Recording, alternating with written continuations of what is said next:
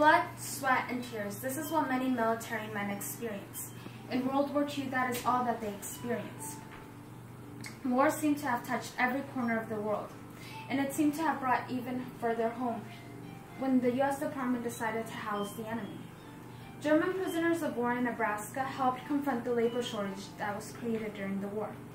Browsing through informative topics, I decided to do this one because it wasn't as talked about as others. I scoured the internet and local libraries to find information to present. First, I will discuss the historical context. Then I will discuss the major camps and the daily life of prisoners of war. Finally, I will discuss the lasting impact that it had on the people that they interacted with and the lasting impact that it had on themselves. Now let us see the events leading up to housing the enemy in Nebraska. The U.S., although directly involved in the war effort, had no battles that occurred in the mainland during World War II. But in between 1942 to 1945, about 500,000 prisoners of war brought the war closer to home that were interned in the United States. And according to Barbara Schmitter-Heiser, this number was approximately 378,000. These prisoners of war were captured by British and American forces in battlefields of North Africa, Italy, France, and finally on German soil. They usually spent about 1 to 3.5 years in the United States. In June 1942, housing was starting to get limited in Great Britain, and after negotiations, 50,000 prisoners of war would be transferred to America. The first prisoners of war came from the famed Africa Corps. They were deemed dangerous and had to be strictly supervised. They were at first placed in the South, in Camp Concordia, Kansas. But a year later, they would actually become the first prisoners of war to arrive at Camp Atlanta in Nebraska. And according to Allison Marie Young, the U.S. military claimed to strictly adhere to the Geneva Convention of 1929, which set out the guidelines to how we would treat them and how we would use the prisoners of war. The Marshal's office actually saw them as a burdensome security problem.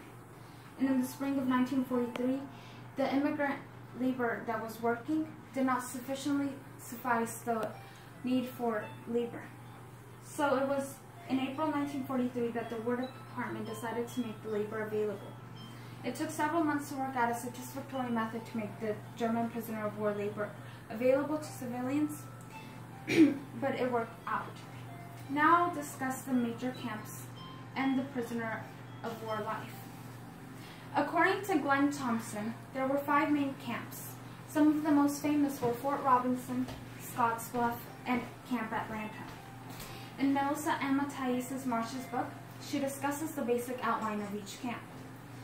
In each camp, there is a compound, and that compound is surrounded by a wire fence. Each compound can house up to 1,000 prisoners, otherwise known as 4 companies. The compounds had facilities that were similar to that of American troops. The facilities had 5 barracks. Hot and cold running water was provided. They also had administrative buildings, recreations, infirmaries, hospitals, and canteens. According to Barbara Schmitter-Heiser, farmers used this type of labor force, the German prisoners of war, because they related to them much more than the other immigrant workers. Toward the end of the war, prisoners were working on camps, army bases, and as contract workers. They were moved from the South to the North to the Midwest, as much as could meet labor demands.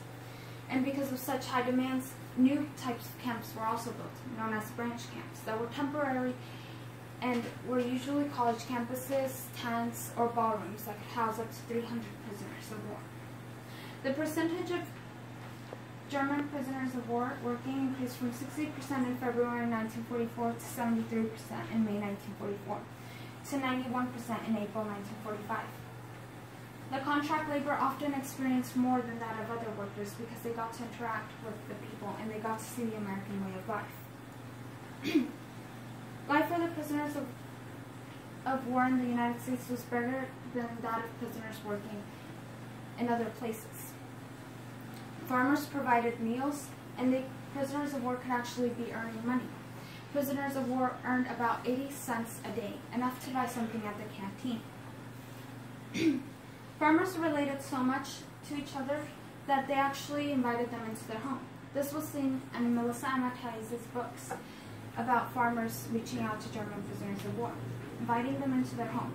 Louise and Yuli's family at first fed them paper lunches with black coffee and stale bread, but eventually invited them into their home to feed them cake. After the war, prisoners of war were sent back home, but many of them actually returned home, as was seen in William Obrecht, who was a prisoner of war held in Nebraska, but after he moved back to his home country and moved back to the United States, he bought the orchard where he worked as a German prisoner of war. He was moved by the American way of life. As you can see, German prisoners of war went from captive soldiers to voluntary workers to citizens. And according to Jake W. Speidel Jr., life was great. And according to him, you could ask the public about prisoners of war and they would have something in mind that was much better than prisoners of war anywhere else during World War II. As you can see, today I have discussed the historical context of housing prisoners of war. Then I discussed the camps and the life for the prisoners of war in Nebraska. And finally, I discussed the lasting impact that it had on the farmers and on German prisoners of war themselves. This is how something from a disastrous event such as a war can bring opportunities, such as the labor that many farmers utilize in order to keep the farms running.